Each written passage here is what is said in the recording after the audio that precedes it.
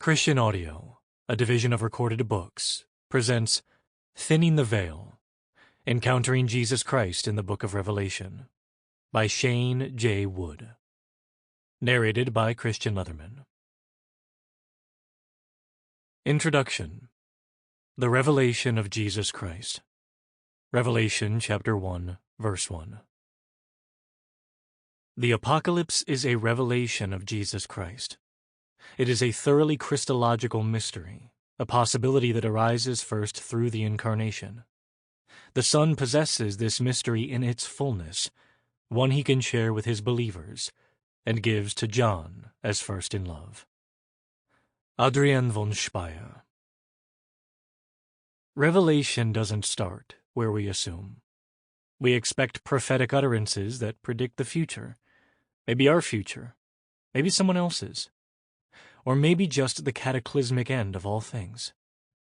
Yet, Revelation doesn't begin here. It doesn't situate the reader at the table of a cosmic fortune-teller ready to divine the Christian tea leaves, designed to serve our desire to control and conquer what will be.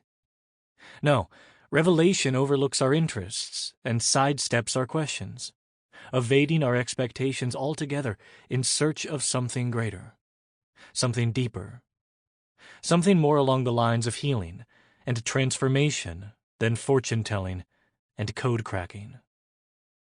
Revelation thins the veil separating heaven and earth to provide perspective and a path to overcome what's broken in us, around us, and because of us.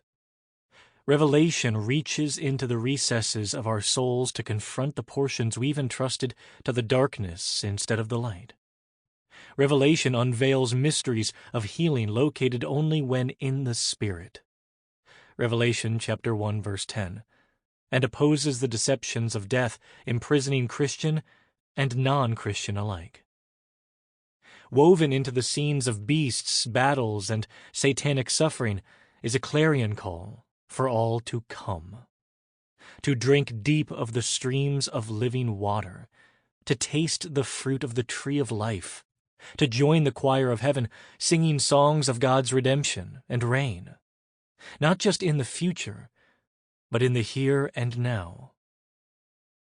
More than prediction, Revelation is an invitation, an invocation, an encounter with the Word become flesh, with the conqueror of death, with the crucified King, with the Son of Man seated at the right hand of the Father, who, by God's grace, walks among the lampstands, both comforting and confronting a world captivated by conflict. The Last and the First. Last words of a loved one are treasures beyond measure. We race overnight to their deathbed, hoping to hear one last word. If, by God's grace, they do speak, we gather each word into the box of our heart and label it fragile. Handle with care. I still cling to the last words my mentor ever said to me. I dust them off, especially on dark days, and recite them to remind me of my anchor.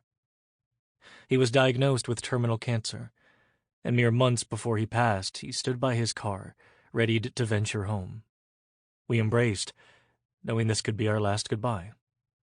Then he stepped back, held my shoulders, and gently repeated 3 or 4 times, "Shane, just hold on to Jesus. Just hold on to Jesus." We wiped our tears, allowed the silence to speak love's 3 words, and he drove away.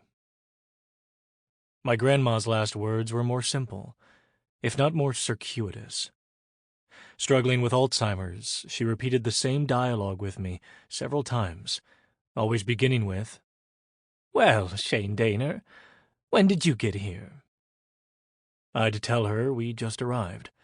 She'd look around the room, point at my daughter, and lean over with hushed tones. "Well, who is that young lady?" Smiling, I'd respond, "Well, Mama, that's my daughter, Paige." Lunging back in her chair, she'd look at me exasperated, with a tinge of confusion. "No, you're not old enough to have a daughter that age." I'd nod. Sample complete. Ready to continue?